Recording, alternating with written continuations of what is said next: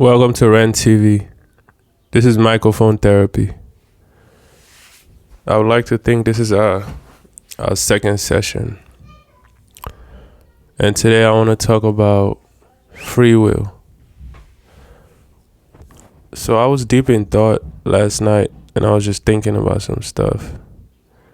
And it kind of occurred to me that it seems like everything that exists in our world within nature has free will.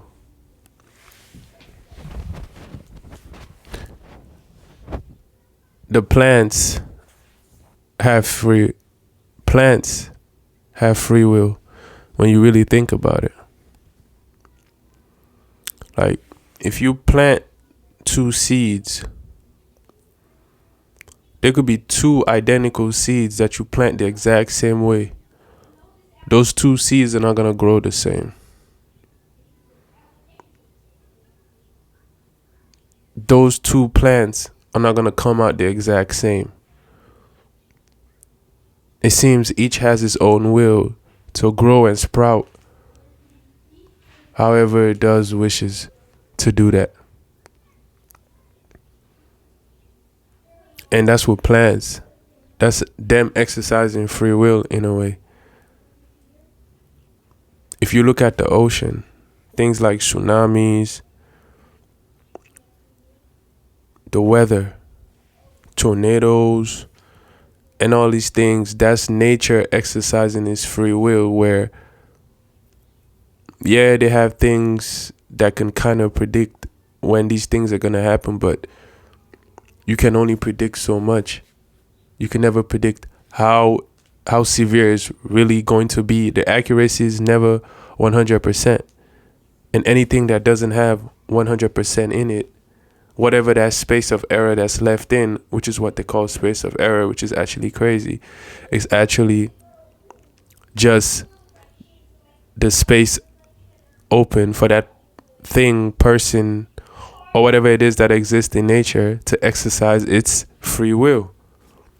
So even the ocean has free will, where it just does whatever it wants to do, or it can do whatever it wants to do.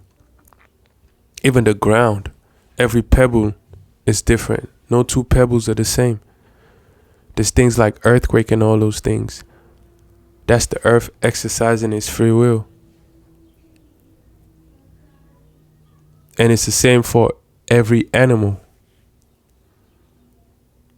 We're animals too, as well, humans.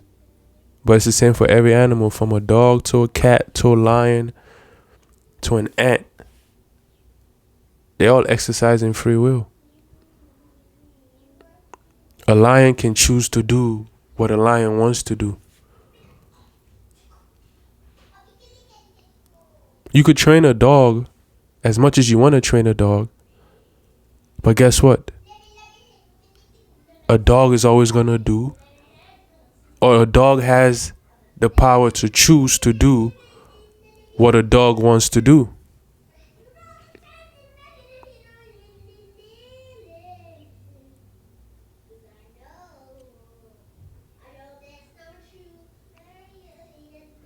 So everything that exists within nature, all around us,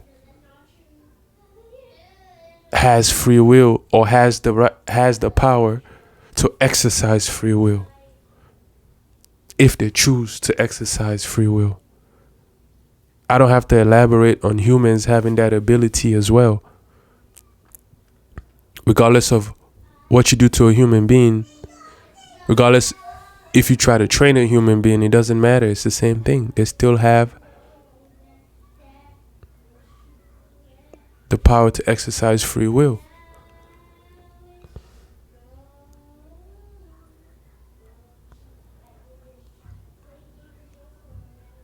And then it got me into another thought. How I was thinking about everything in our existence is almost close to not existing. Everything. It's as simple as, even if you talk to your parents or your grandparents or whoever, just talk to your parents and ask them, Oh, how did you meet? How did you guys meet? Or how did you meet my other parent? And when you really break that story down, you realize you almost did not exist. You see what I'm saying? Your parents could have been born in a different place. It could have been as simple as, oh, I was going to the grocery store and I met your mom, or I met your dad.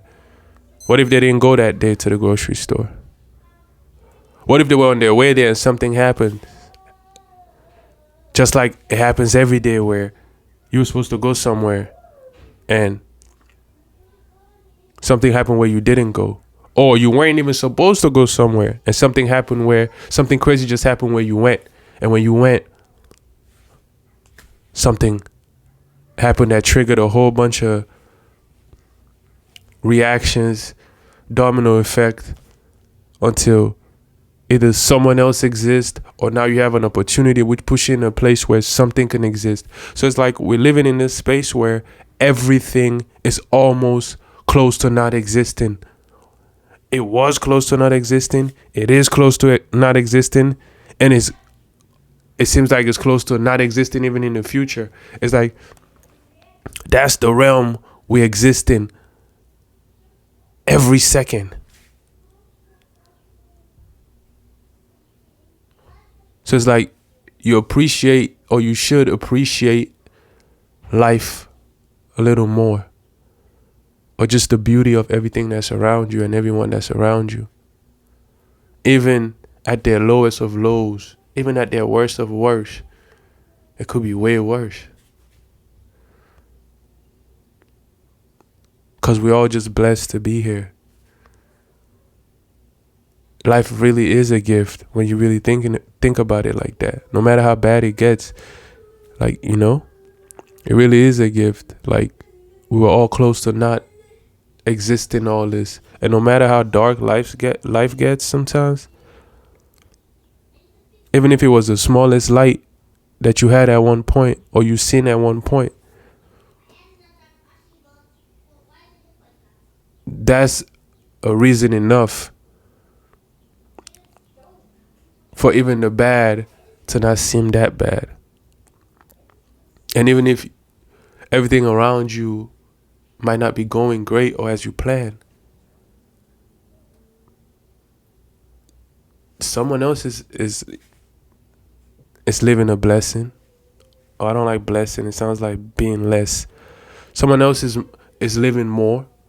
Someone else is on the happier side. And we all existing together. And it's the domino effect. And it's contagious. And we all magnets, Another thing I thought about. We're all magnets. We attract and repel things. Energy is never destroyed. It's just transferred into something else. And we are magnets. So manifestation is actually a real thing. Because you could read someone's vibe or you could feel someone's vibe. That will either pull you to them or push you away. We're literally magnets. And if that's the case, you can manifest something. Because all that is a form of manifestation, bro. Where you could read someone's energy. You could look at... It's even deeper than energy, but all this is energy too. You could look into someone's eyes and feel their vibe. You could touch somebody and feel their vibe. You could just look at body language and feel someone's vibe. You can even just hear what somebody's listening, even if they cover your eyes. You can just hear, oh, what's this person listening to? Or just feel vibration. Like, what's this person vibrating to? Like, what does this person's voice sound like? You could look at facial expressions. That could pull you and push you away from somebody. Just facial expressions, bro. So we really are magnets. And if we're magnets, manifestation is a real thing. It really works.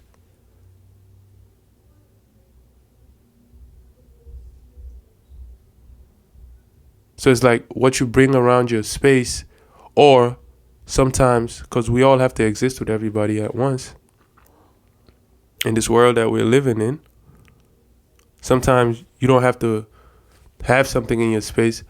You just going about your business could bring something in your space. How you react to that, and what level you take yourself to be able to repel and attract what you want to attract, it's a good thing, I feel like, for all of us to pay attention to get to that level where you can pick what you, because you are going to interact with people. You can pick what you pull towards you, what you push away, what you attract, and what you choose not to attract. And also be able to be in your bubble, even when you are in a bubble that involves other people.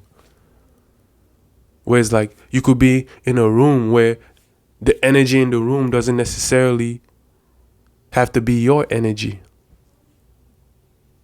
It's another saying I hear a lot of people say, how if you hang around, and not to correlate this with the last statement I made, if you hang around 5 millionaires, you're gonna be the 6th one. If you hang around 7 millionaires, you might be the 10th one.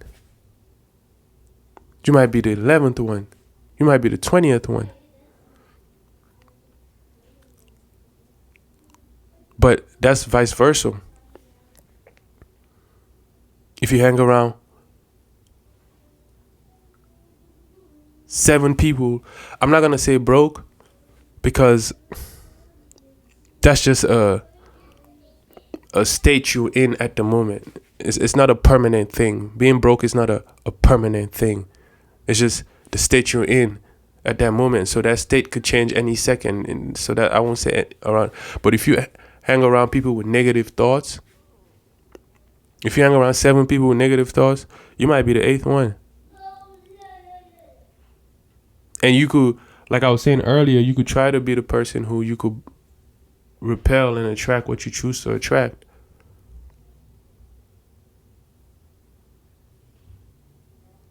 But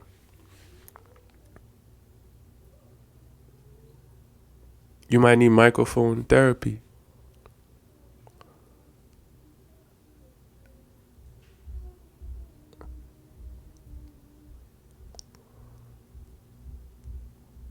But I feel like it's vice versa. If you hang around 6, 7 janitors, you might be the 8th one. Even if you're a millionaire. That's how strong energy is sometimes. If you hang around 6, 7 janitors and you're a millionaire, you might be the 8th janitor. But a lot of people focus on, oh man, I just want to hang around. And it's like, money is not everything. You can hang around 6, 7 millionaires, but all you pick up is their habits. Now, you don't have the money, you're not a millionaire, but you have all their bad habits. So it's like the 6, 7 millionaires, you could be the 7th, 8th one. At the end of the day, like I was saying earlier about repelling and attracting, how do you know what you're going to pick up from them is being the next millionaire? What if you pick up from them something else? Because I see a lot of people hanging around millionaires. It's not everyone that becomes a millionaire after that. Some people just pick up other habits where they think they're going to become the next millionaire, billionaire. But in reality, they just pick up the other habits. And sometimes it's bad habits that the millionaires might have. Or they might pick up a spending habit that the millionaires have, but they're not millionaires. So it's like if you're picking up the habits that millionaires have and you're not a millionaire, that will lead you on going the opposite direction that you actually desire. So to be able to attract and repel things is way more important than necessarily who you're around. But who you're around is also very important, especially if you haven't mastered how to attract and repel to a certain degree, because energies are strong. And sometimes the person who has the strongest energy controls the room. Sometimes, a lot of times, if the people in the room, depending on how much they've mastered their energies.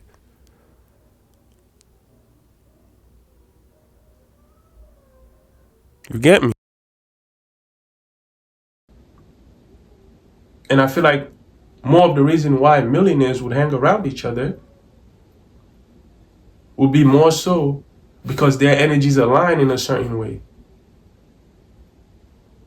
deeper than actually being millionaires. It just so happened they're millionaires, so they interact with each other a lot. If they're in the same field, they have the same amount of money, they're probably going to deal with the same people, deal with the same women, the same friend groups. They're doing a lot of similar businesses a lot of times, especially if they have, like, even if they don't have similar interests, over time their interests will intertwine with each other, overlap, no diddy. Not to bring that type of energy here, but crazy.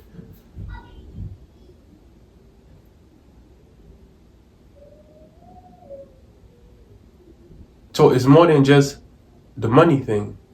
It's a lifestyle. So a lot of people think it's just about hanging around millionaires and you're going to become, yeah, I get the same. It increases your chances, but it depends on who you are as an individual more than you actually hanging around a millionaires and billionaires. And I feel like a lot of them would be able to tell. And they're very territorial as well. A lot of times they're more welcoming to somebody who doesn't have that ability more than they are with somebody who has that ability, because they're very competitive. How do you think they got to that level? And that's what another thing a lot of people don't pay attention to. They're welcoming you with open arms. Sometimes that's a sign that you might not even have that, or they might not even see that potential in you, because they're very territorial and very competitive, bro. But let's not get too deep. We have a lot to talk about and we have a lot of time. Let's grow together. This is microphone therapy. Enjoy the rest of your day. And try to process, even if it's the smallest thing that you could use to improve your life from this session.